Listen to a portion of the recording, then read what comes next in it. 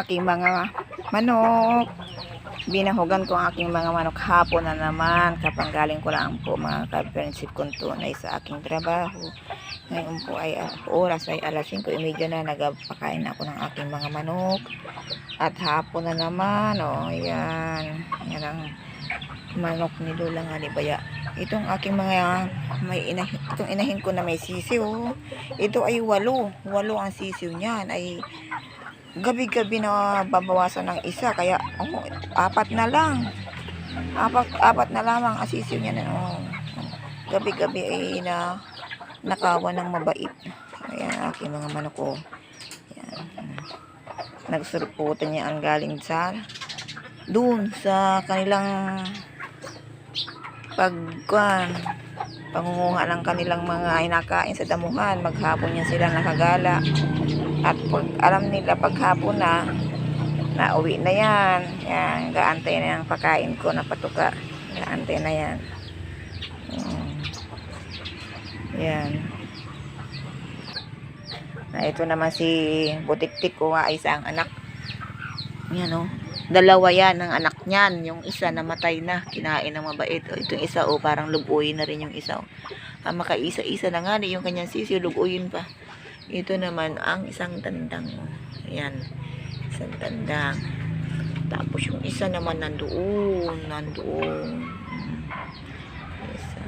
Mayroong isang bagong baba sa pugad. Ayan. Aga. Yan yung mga dumalaga. Alanganin pa yung katayin.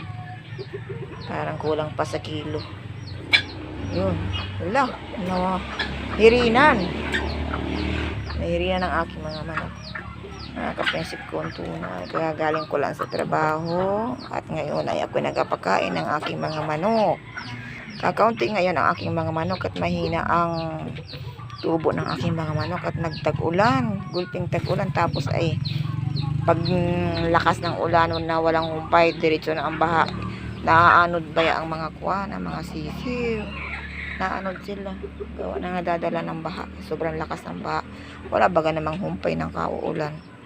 Kaya, yun. Mga ka-friendship kong tunay, ang aking kamay, ako'y nagdakot ng pagkain ng manok.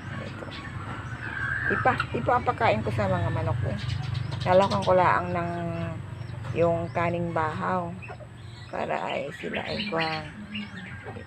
Iba-iba rin ang kanilang pagkain. Paggawa na pag hindi ko nilahukan ng kaning bahaw at puro ipa, ay ayaw nilang kainin. Kaya nilagyan ko ng kaning bahaw. Paiba-iba ang aking pagkain. Sa kailangan patukal ko sa kanila.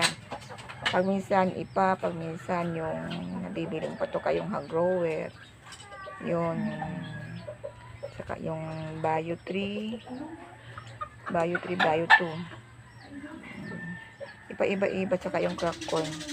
Gawa na hindi ko maibahog sa kanila. Isa lang bahog na, halimbawa isang klase lang na bahog. Ayaw nila nagkasawa. Madali silang sumagsawa. Madali magsawa ang manok sa isang bahog lang. Sa isang patuka. Ay, may nagalimlim dun sa pugad. Ang mga sinampay ko hindi pa napipinaw. Mga sinampay ni mga nilaban ni Lola nga ni Baya.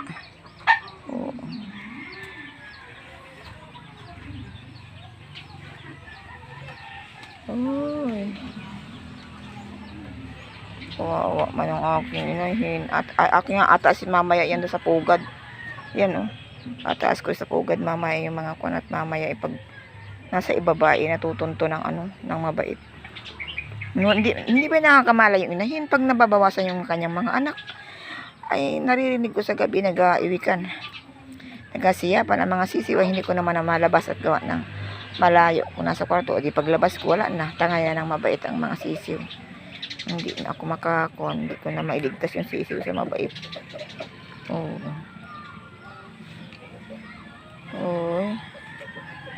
Tingnan yung mga ka-friendship kong tunay ko. Talagang damo dito sa aming paligid. Ang damo. Ang daming damo. Hindi ako Hindi ako makapagamas. Ayan, oh. Daming damo. Ito naman mga talbos ng kamote, oh. Ayan, oh. Talbos ng kamote. Ayan. Talbos ng kamote.